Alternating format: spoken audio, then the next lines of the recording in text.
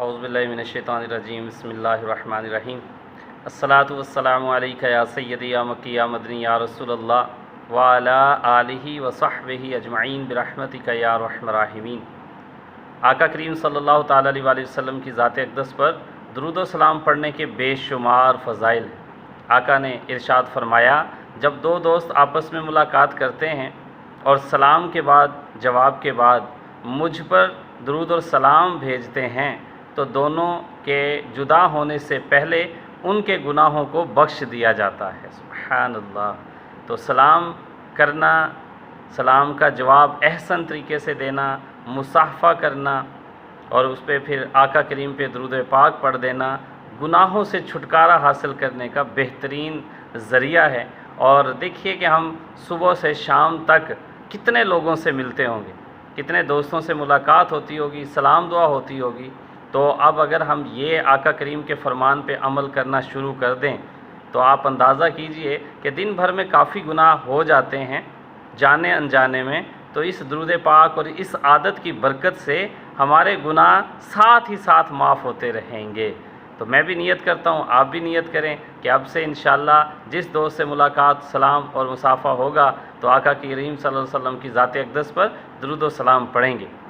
इस्लाम की रोशनी सबके लिए यूट्यूब चैनल में सबको खुशामदीद कहता हूँ। और आज बहुत अहम टॉपिक पे जो है ना इंशाअल्लाह हम गुफ्तगू करने जा रहे हैं कुरान और हदीस की रोशनी से। और कोशिश कीजिएगा कि ये ख़ुद भी इस पे गौर व फ़िक्र करें, अमल करें और दूसरों तक इसे पहुँचाएँ। इंशाअल्लाह दुनिया और आखिरत में भलाइयाँ हासिल होंगी। कस्बे हलाल, तो कस्बे हलाल हर इंसान के साथ तिजारत रोज़ी वाबस्ता है और हर एक हम में से अपनी फैमिलीज़ के लिए अब मुख्तलिफ़ मामलात को सपोर्ट करने के लिए तिजारत से वाबस्ता है, रिज़्क़ के हलाल कमाने की कोशिश में सरगर्दा रहता है। तो आज हम इनके ऊपर थोड़ी सी तफसीलन बात करेंगे कि कस्बे हलाल की क्या अहमियत है, क्या फ़जीलत है, आका करीम के फ़रामीन इसके बारे में सुनेंगे और हराम रोज़ी से बचने के मामलात क्या होने चाहिए उसके बारे में आज हमारी गुफ्तगू होगी। तो अल्लाह तबारक व तआला हक़ सच को पहुँचाते रहने और अमल पैरा होने की सआदत अता फ़रमाए। हम अपने बाल बच्चों के लिए, अपने लिए और मुख्तलिफ़ लोगों की कफ़ालत के लिए, गुज़र बसर करने के लिए रिज़्क़ हलाल हम जो है ना इसकी तलाश में रहते हैं। और याद रखिए कि अपने बाल बच्चों और जो आपके ज़ेर कफ़ालत लोग हैं बक़दर ज़रूरत रिज़्क़ हलाल कमाना फ़र्ज़ है और हस्बे ज़रूरत कस्बे हलाल की बहुत ही फ़जीलत है। अलबत्ता सिर्फ़ माल जमा करने की गर्ज़ से दिन रात मुशक्क़त करते रहना बेहद मज़मूम है। तो हमने देखना है कि हम जो रिज़्क़ कमा रहे हैं वो अपने बच्चों के लिए, बेशतर लोग तो ऐसे ही करते हैं, लेकिन बेशतर लोगों का ये भी नज़रिया होता है कि वो दिन रात लगे रहते हैं और इस गर्ज़ से कि एक दूसरे से बरतरी हासिल करें और पैसा ज़्यादा जमा करें, ज़मीनें जायदादें बनाएं। ऐसा नहीं, बल्कि हलाल रिज़्क़ हलाल वसाइल से हासिल करना और हलाल तरीके से उसको इस्तेमाल करना हो और अपने अहलो अयाल के लिए मामलात हों, बेहद हमारे लिए दुनिया और आखिरत में बाइसे सवाब और बाइसे बरकत है। अल्लाह तबारक व तआला कुरान पाक में इरशाद फरमाता है, या अय्युहल्लज़ीना आमनू कुलू मिन तय्यिबाति मा रज़क़नाहुम, ए ईमान वालो खाओ हमारी दी हुई सुथरी चीज़ें। फिर आका करीम सल्लल्लाहु ताला अलैहि वसल्लम का फरमान आलिशान है, तलबुल हलाली वाजिबुन अला कुल्ली मुस्लिम, यानी हलाल रोज़ी तलब करना हर मुसलमान पर वाजिब है। आका करीम सल्लल्लाहु ताला अलैहि वसल्लम ने इरशाद फरमाया, जो शख्स लगातार हलाल की रोज़ी कमाता है और हराम के लुक़मे की आमेज़श नहीं होने देता, अल्लाह तबारक व तआला उसके दिल को अपने नूर से रोशन कर देता है। सुभान अल्लाह। और हिकमत के चश्मे उसके दिल से जारी हो जाते हैं। किसी बुज़ुर्ग ने फरमाया, जब आदमी हलाल ग़िज़ा का पहला लुक़मा खाता है तो उसके पहले गुनाह बख्श दिए जाते हैं। अल्लाहु अकबर। और जो शख्स हलाल रोज़ी की तलाश में ज़िल्लत की जगह खड़ा होता है, मुशक्क़त में होता है, उसके गुनाह ऐसे झड़ते हैं جس طرح درخت کے پتے جھڑتے ہیں۔ اللہ اکبر، دیکھ لیجئے فضیلت۔ اور ابو ہریرہ رضی اللہ تعالیٰ عنہ سے روایت ہے، آقا کریم صلی اللہ علیہ وسلم نے فرمایا، جو شخص اس لیے حلال کمائی کرتا ہے کہ سوال کرنے سے بچے، اہل و عیال کے لیے کچھ حاصل کرے اور پڑوسی کے ساتھ حسن سلوک کرے، وہ قیامت میں یوں اٹھے گا کہ اس کا چہرہ 14ویں کے چاند کی طرح چمکتا ہوا ہوگا۔ سبحان اللہ۔ اور جو شخص حلال کمائی بکثرت مال جمع کرنے کے لیے، دوسروں پر فخر اور بڑائی کے لیے کرتا ہے، وہ قیامت کے دن اللہ عز و جل سے اس حال میں ملے گا کہ وہ اس پر ناراض ہوگا۔ اب یہ خود اندازہ کر لیں کہ ہم نے کسی پر بڑائی مارنے کے لیے پیسہ جمع نہیں کرنا، بلکہ ہم نے اپنا اچھے انداز سے گزر بسر کرنے کے لیے مال کو کمانا اور خرچ کرنا ہے، نہ کہ جوڑ جوڑ کر گن گن کر رکھنا۔ یہ مناسب نہیں ہے۔ آقا کریم صلی اللہ علیہ وآلہ وسلم نے ارشاد فرمایا، تجارت کرو کیونکہ روزی کے 10 حصے ہیں، 9 حصے فقط تجارت میں ہیں۔ تاجدار مدینہ صلی اللہ علیہ وآلہ وسلم نے فرمایا کہ سچا تاجر قیامت کے دن صدیقین اور شہداء کے ساتھ اٹھایا جائے گا۔ سبحان اللہ۔ ام المومنین حضرت عائشہ صدیقہ رضی اللہ تعالیٰ عنہما روایت کرتی ہیں، مدینہ کے تاجدار صلی اللہ علیہ وآلہ وسلم نے ارشاد فرمایا، جو تم کھاتے ہو ان میں سب سے پاکیزہ وہ ہے جو تمہاری کسب یعنی کمائی سے ہے، اور تمہاری اولاد بھی من جملہ کسب کے اندر ہے، یعنی وہ بھی آپ کی کمائی ہے، اور یعنی ضرورت کے وقت انسان اولاد کی کمائی کھا سکتا ہے۔ ابن عمر رضی اللہ تعالی عنہ روایت کرتے ہیں کہ کسی نے عرض کیا، یا رسول اللہ صلی اللہ علیہ وآلہ وسلم، کون سا کسب یعنی کمائی زیادہ پاکیزہ ہے؟ آپ صلی اللہ علیہ وآلہ وسلم نے ارشاد فرمایا، آدمی کا اپنے ہاتھ سے کام کرنا، اور اچھی بڑی یعنی وہ تجارت جس میں دھوکہ اور خیانت داخل نہ ہو۔ حضرت معاذ بن جبل رضی اللہ تعالیٰ عنہ روایت کرتے ہیں کہ آقا کریم صلی اللہ علیہ وآلہ وسلم نے ارشاد فرمایا، تمام کمائیوں میں زیادہ پاکیزہ ان تاجروں کی کمائی ہے کہ جب وہ بات کریں تو جھوٹ نہ بولیں، اور جب ان کے پاس امانت رکھی جائے خیانت نہ کریں، اور جب وعدہ کریں تو ان کے خلاف نہ کریں، اور جب کسی چیز کو خریدیں تو اس کی مذمت یعنی برائی نہ کریں، اور جب اپنی چیز بیچیں تو اس کی تعریف میں مبالغہ آرائی سے کام نہ لیں، اور ان پر کسی کا آتا ہو تو دینے میں ڈھیل نہ ڈالیں، اور جب ان کا کسی پر آتا ہو تو سختی نہ کریں۔ کتنی زبردست حدیث مبارکہ کا مفہوم ہمیں حاصل ہوا کہ ایک اچھے تاجر کو کیسا ہونا چاہیے۔ اپنی چیز بیچنے کے لیے مبالغہ آرائی کرنا، بڑا چڑھا کے اس کی تعریفیں کرنا، اور اس کے عیوب کو چھپا کر اسے شان و شوکت والی ظاہر کرنا، یہ دھوکہ دہی میں آ جاتا ہے۔ انہی ساری چیزوں سے جو ہے ہمیں بچنے کا اس میں حکم دیا جا رہا ہے۔ تجارت میں جمع مال کے لیے نفس طرح طرح کے جھوٹے ہیلے سکھاتا ہے، مگر دیانتدار تاجر نفس و شیطان کے ہر وار کو ناکام بنا دیتا ہے۔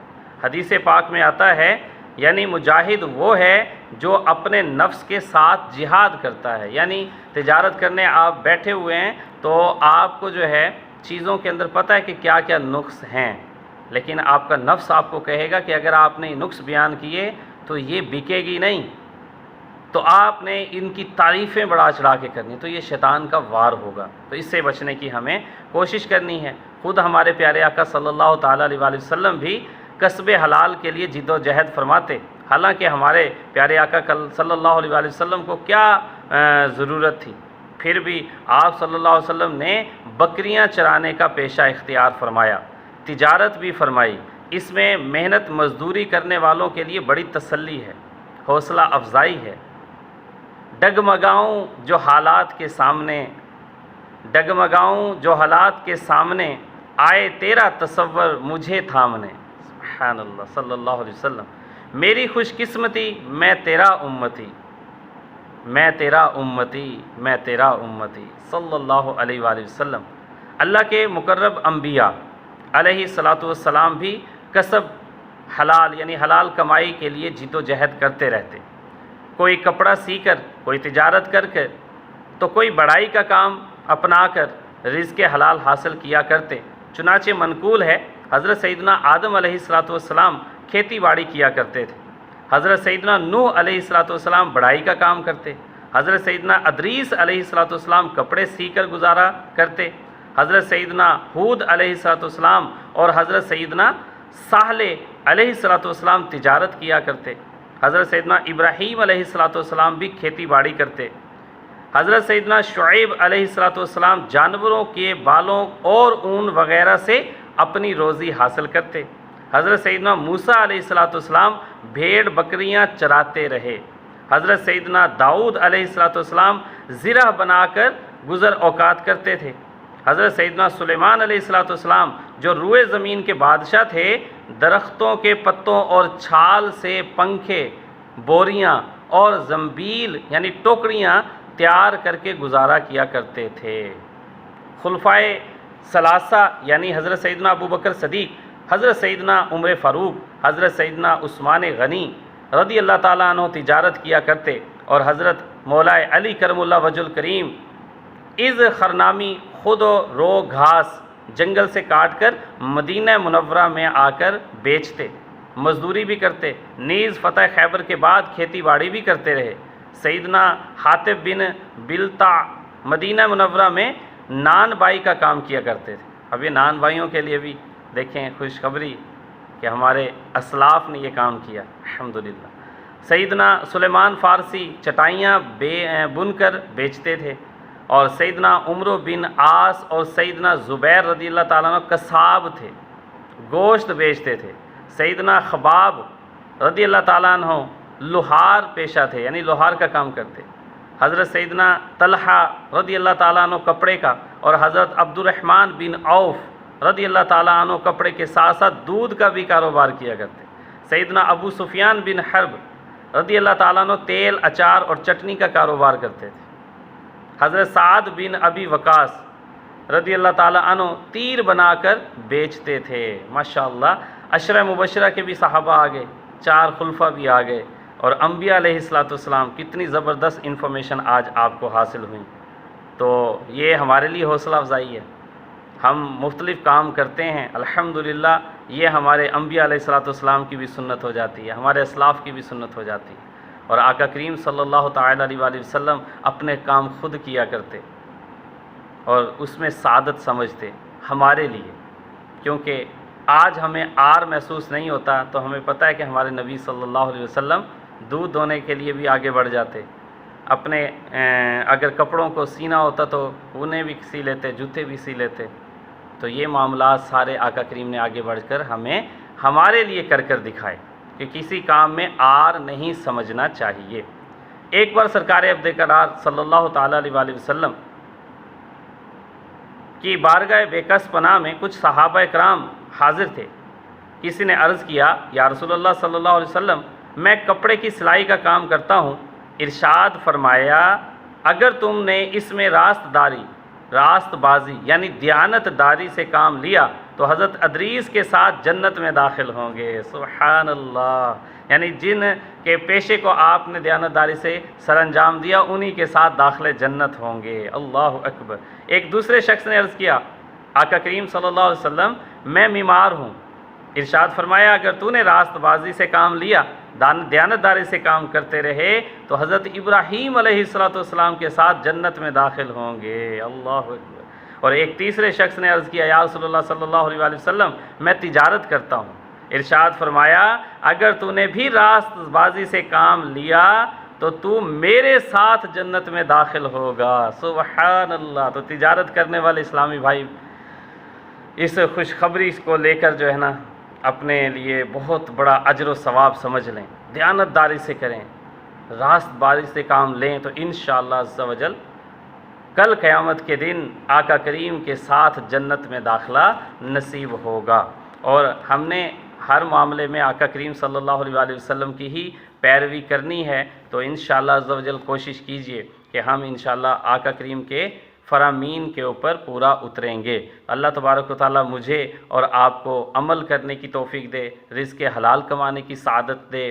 تو انشاءاللہ اسی ٹاپک پہ اور ویڈیو بنیں گی، کیونکہ ٹائم زیادہ ہو جاتا ہے تو پھر دیکھنا اور سننے والوں کو بھی लॉन्ग वीडियो फिर प्रॉब्लम देती हैं। तो मैं कोशिश करूँगा एक दो पार्ट में इसका तिजारत के मामलात को आका करीम और असलाफ़ के लिहाज से आपके साथ शेयर करूँ। तो ये वीडियो देखिएगा, सुनिएगा, समझिएगा, अमल कीजिएगा। जिस शोबे से भी ताल्लुक़ रखते हैं, रिज़्क़ के हलाल कमाने के लिए आप हैं, तो रिज़्क़ को अमानतदारी के साथ, ईमानदारी के साथ, हलाल तरीके से कमाएं, अपने अहल व याल की परवरिश करें। तो इंशाअल्लाह ताला अज़्ज़ा वजल इन प्यारों के साथ आप जिस भी शोबे से ताल्लुक़ रखते हैं, इतने प्यारों का जो है ये शोबा जो भी आपने इख्तियार किया हुआ है, ईमानदारी के साथ वो करें तो इंशाअल्लाह दुनिया में तो बरकतें मिलनी हैं, तो जन्नत में कितनी ज़बरदस्त बशारतें हैं, उन्हीं के साथ दाखिले जन्नत होंगे। और तिजारत वाले तो कुर्बान जाइए, आका करीम सल्लल्लाहु अलैहि वसल्लम की ज़ात के साथ जो है दाखिले जन्नत होंगे। अल्लाह ताला मुझे आपको अमल करने की तौफ़ीक दे। अस्सलामु अलैकुम व रहमतुल्लाहि व बरकातुहू।